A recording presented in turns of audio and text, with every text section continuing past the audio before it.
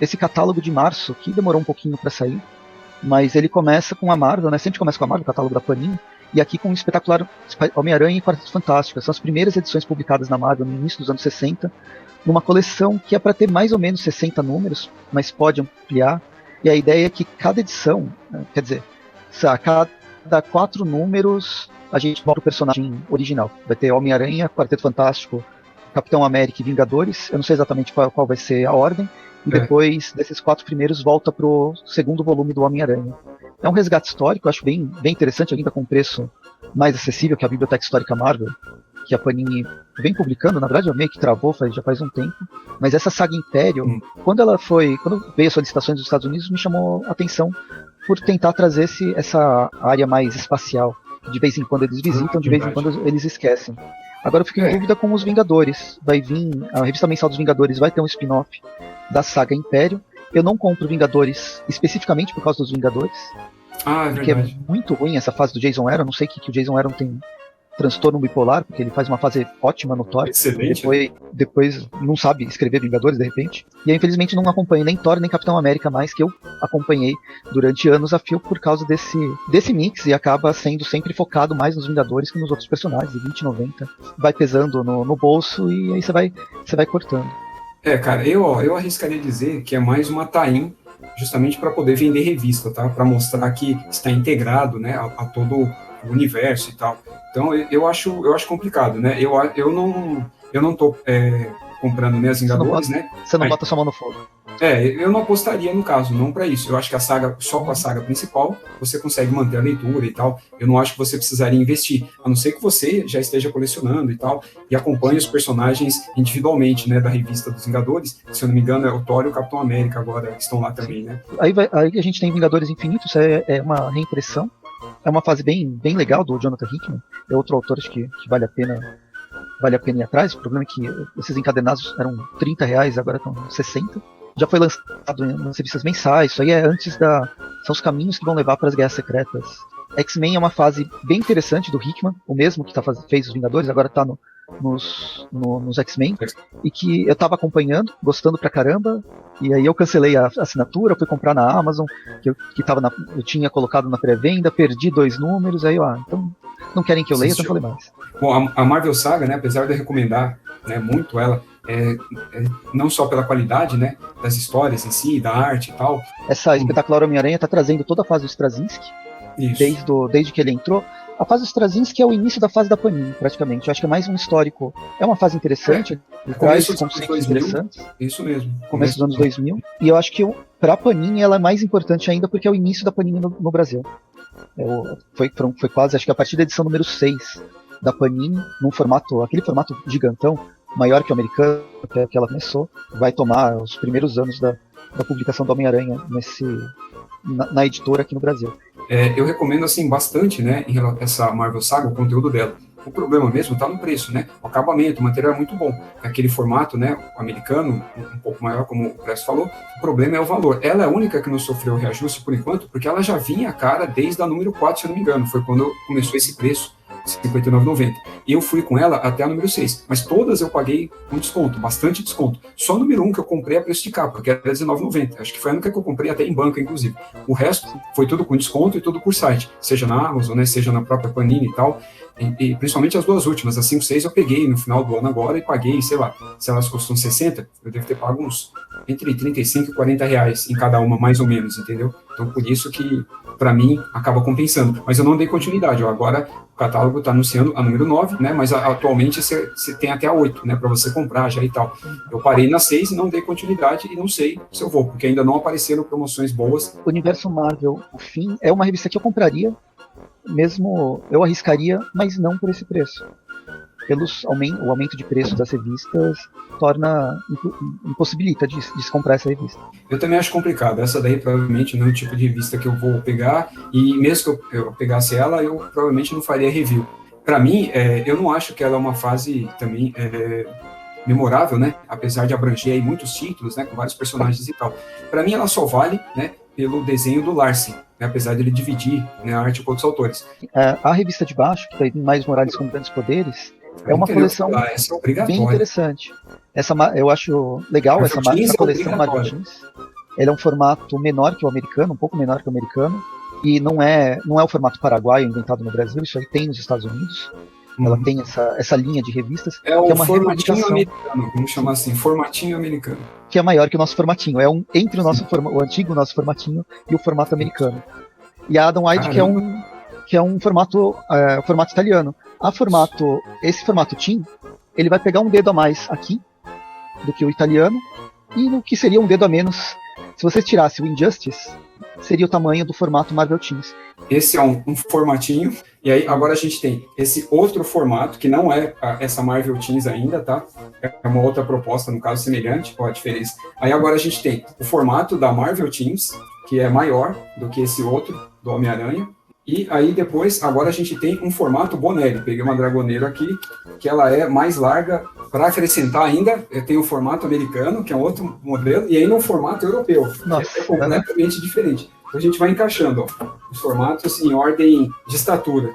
Aí a gente encaixa esse, aí depois viria o TIM, que ele é mais alto, só que ele é menos largo, e aí depois a gente tem esse, que é menor que o TIM, e aí depois a gente tem o formatinho atual.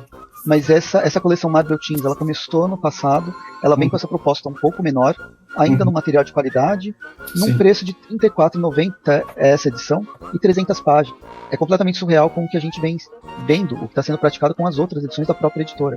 Então vale muito a pena, e é uma seleção de histórias muito boas, em geral. Assim, Miles Morales é o início da fase dele, foi o primeiro volume, agora está sendo o segundo, vai até a edição número 22 já. São histórias muito legais que já foram publicadas aqui na revista mensal. Essa fase do Nick Spencer eu não gosto. Nossa, eu tô gostando, eu tô curtindo. Não consigo. Porque lembra muito o Aranha clássico, né? É o que ele tenta resgatar. A Marvel tá cheia de selos, né? A Panini veio com vários selos. Marvel Vintage, que é uma proposta legal, mas aí já entra nessa nova linha de capa dura, caro pra caramba, que eu compraria se fosse mais barato, mas eu corto da minha lista como se ela nem existisse, pelo preço que acaba vindo. E aí a gente vai escalonando os preços, né? Porque a gente vai pra Feiticeira Escarlate, que tem 344 páginas, são as 15 edições da série de 2015, que custa R$122. É que é todo o arco, né? É um arco completinho e tal. Então aí complica, né, cara? Não, é igual a Elektra, saiu por esse preço também. E Elektra, na verdade, era muito menos páginas, né? Elektra, se não me engano, são 6 edições só, 6 ou 7, não lembro agora, isso.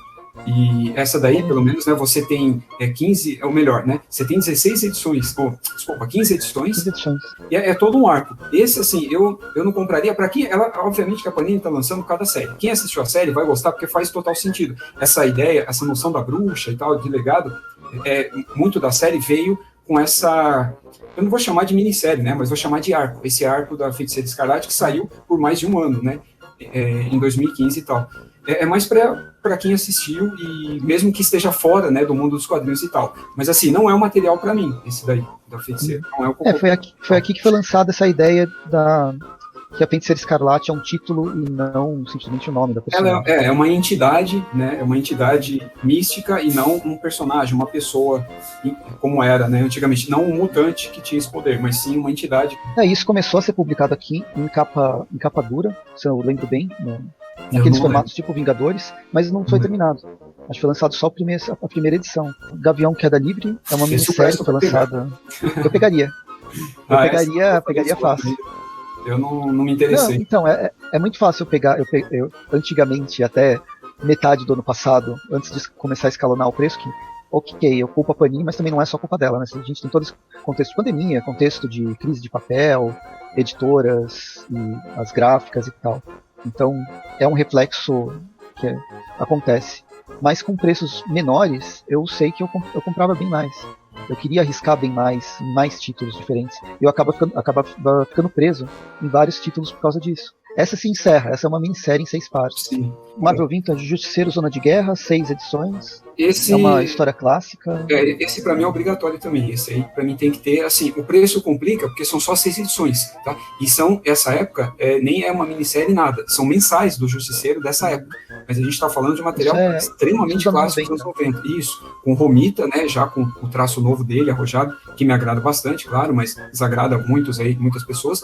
E quando também o Chuck Dixon fazia bons roteiros, não que ele não faça agora, é que eu não vejo mais nada dele novo, assim, sendo publicado e tal, só por outras editoras, fora da Marvel e DC, né, desse circuito no caso. A Mythos lançou material dele e tal, aquele Mundo Invernal, aí tem uma outra editora agora que vai lançar também, a Prumo, né, se eu não me engano. Aí a gente volta para mais um selo antigo, que a Panini tinha descontinuado, agora retornou, que é esse Marvel Deluxe, que se chama de Nova Marvel, que é o momento lá da Nova Marvel, exatamente. E esse Thor, a Deusa do Trovão, é aquele período que o Jason Aaron, ele tira o martelo do Thor, e aí a gente fica com um grande problema que o Thor nunca teve um nome, e aí ele começou a ser chamado de o Filho de Odin, que também não é um nome, mas o martelo ele ficou indigno e foi para uma mulher. Toda essa saga, essas 8 edições, ela se encerra em 8 edições, está completa a fase. E o anual, ela vai mostrar uma personagem e a tentativa de descoberta de quem que é a Thor. Aí vai X-Men volume 13, né, como a gente disse, ela é quinzenal, aí tem outros títulos. Começa com 5 títulos, mas aí outros títulos vão sendo agregados em publicações nos Estados Unidos. Então a Panini começa a fazer esses mashups, às vezes tem mais edição de um, menos edição de outro. O Wolverine, por exemplo, entrou na edição número 12, e agora ele está com a edição 2 e 3. Essa volume 13 não sai nem o título dos X-Men, por exemplo. E estreia esse Giant Size, que é um título à parte, como Web of Venom. Não tem numeração, mas ela faz parte da cronologia, dessa nova cronologia. O Deadpool Caçador de Almas é do Marvel Deluxe, 136 páginas. Isso aqui já foi publicado várias vezes. Eu não gosto do personagem, mas ele faz muito sucesso e é praticamente imprescindível que não tenha um Deadpool sendo vendido. Mesmo ele tendo caído um pouco, né, o número de participação dele, ele é obrigatório nos catálogos. O que mais? Segundo o Ômnibus do Quarteto Fantástico, sim, o polêmica, R$400, né? deu um aumento de preço de novo, e é 1.200 páginas. É mais de 1.200.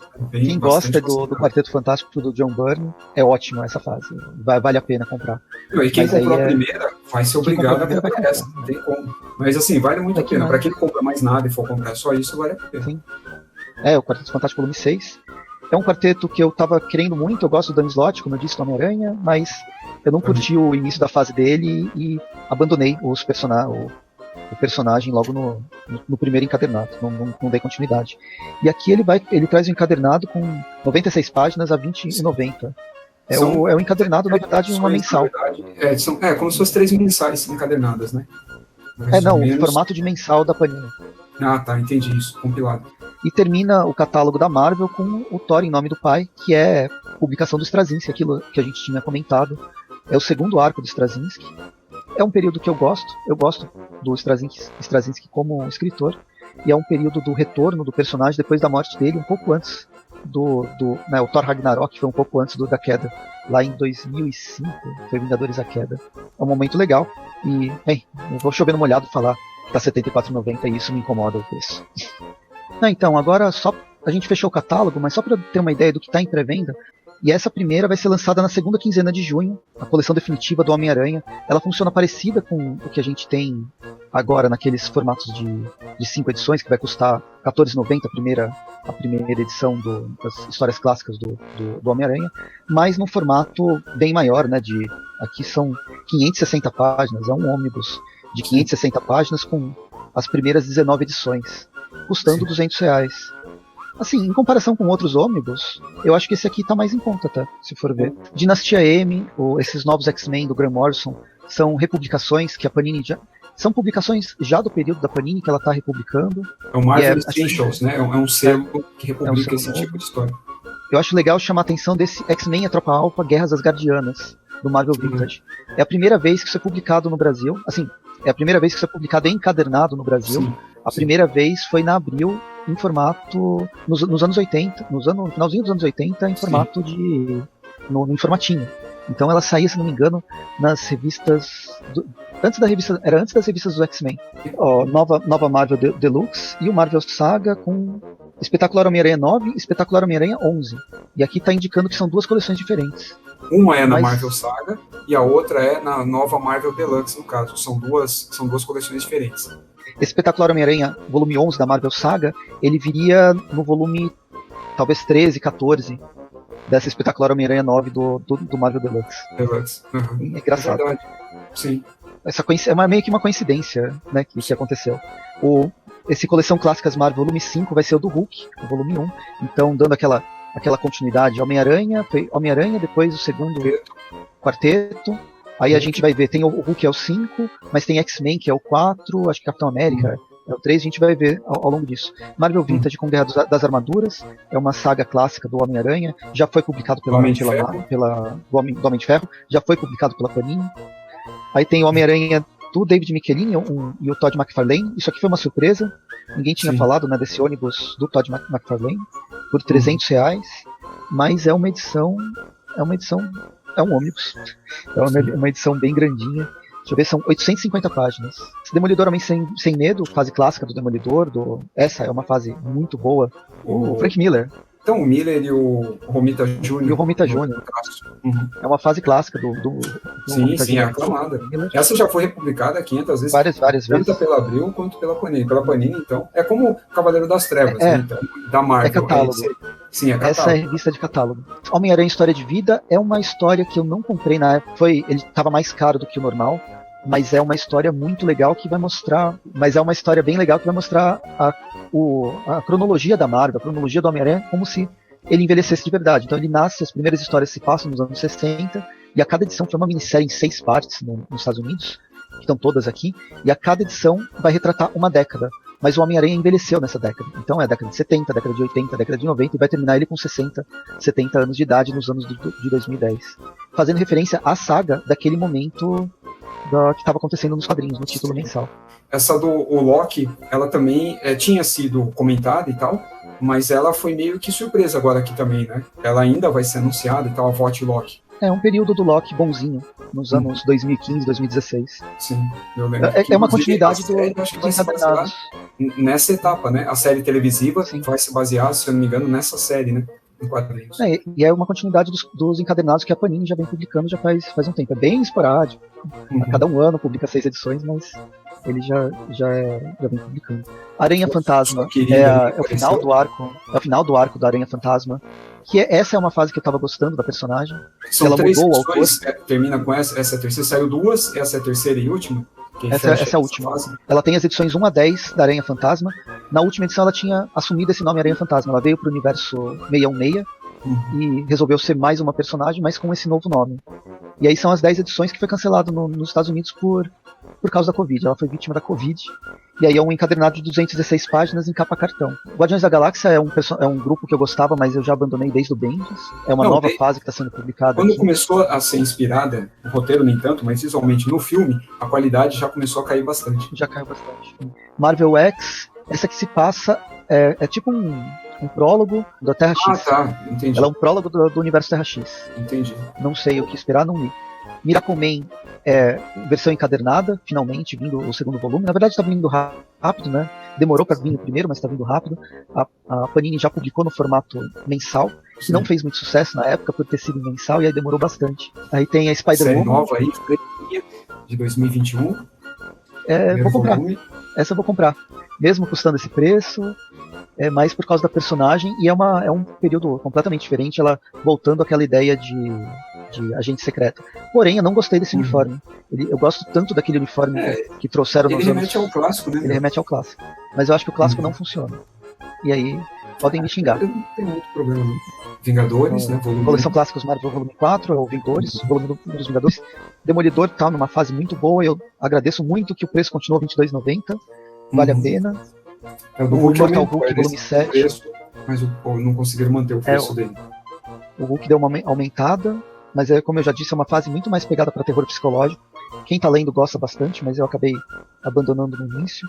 Marvel Action é o segundo volume, é uma série mais infantil dos personagens. Bem, aí junto ao Homem-Aranha tem Vingadores também, que tá no segundo volume. Sim. Os novos X-Men e Morrison já vai vender, vai esgotar. Essa eu já tenho certeza que vai esgotar. X-Men 15 faz parte da quinzenal, né, dos X-Men. O Thor, o Cerco é a continuação, é o terceiro volume do Thor do Straczynski. Essa que encerra a fase do Thor, a fase do Straczynski à frente do Thor, que termina com a minissérie O Cerco, que já não é o Straczynski. Gwen Stacy volume 2, esse é o segundo volume da Marvel Teens, já dando continuidade e tal. E eu fico muito feliz que tá fazendo sucesso esse selo.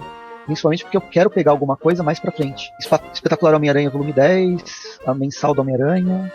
Aí Venom 22 é a mensal. É a única mensal que eu compro, é bimestral. A única revista da Marvel que eu compro é o Venom e o Demolidor, que tem continuidade, né? Que sempre sai. Wolverine Gambit, eu tava conversando com o Rafael, essa aqui é uma revista que saiu em 2 edições. É uma bomba total, saiu em 2 edições pela Mitos, nos anos 90, quando a Mitos publicava coisa da Marvel ainda. Ela vai vender. Ela é uma história muito ruim. E tá R$44,90 porque são... anos 90, época ruim dos anos 90. São menos de 100 páginas. Ela tá R$44,90 porque são menos de 100 páginas. E ela definitivamente não vale a pena. Era a época que o Wolverine, ele era... Todo mundo gostava do Wolverine e todo mundo gostava do Gambit. Por causa da animação. Por causa da animação e fazer sucesso. Mas é bem qualquer coisa, não vale a pena ser publicado nesse formato, nesse preço. Podia ter saído em capa cartonada, podia nem ter saído. Enfim, tem muito mais coisa que a Panini pode publicar do que essa história. Volta do Sexteto Sinistro aqui no Marvel Vintage, né, dando continuidade às revistas Marvel Vintage.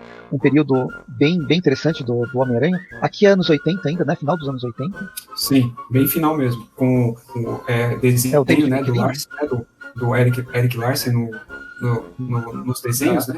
É o David Michelin, a época do David Michelin no roteiro. E Clássica Marvel, volume 3, vai ser o primeiro volume dos X-Men. Essa vai ser todos os números vão ter o número de continuidade da coleção Clássica Marvel e o número embaixo do personagem específico. Então dá pra acompanhar tanto por uma coisa quanto por outra. O Império volume 2 está em pré-venda, Vingadores, a mensal. Vingadores Selvagens, eu li o primeiro volume, não gostei. Uns lançamentos legais essenciais nessa linha, tanto Vingadores a Queda quanto Guerra Civil. São 2 sagas dos anos 2000 que são muito boas. Guerra Civil eu não recomendo, ainda mais ela é a mais importante da década, né, que ela foi publicada. Mas eu não recomendo. Agora, Vingadores a Queda eu acho mais impactante. Eu gosto pra caramba da Guerra Civil. E Vingadores a Queda, eu acho que ela tem a sua importância. X-Men, Vingadores Tempo Esgotado, a gente já comentou no catálogo, tipo, essa capas variantes. Revista cara pra caramba, mas é uma revista pra colecionador. E é isso. E depois a gente vê as próximas edições no próximo catálogo da DC. Se a gente tiver coragem de comentar o da DC, Disney e outros aí que a Panini lança, ou até de outras editoras. Grande abraço, até o próximo vídeo e não esqueçam de acessar o canal do Presto também.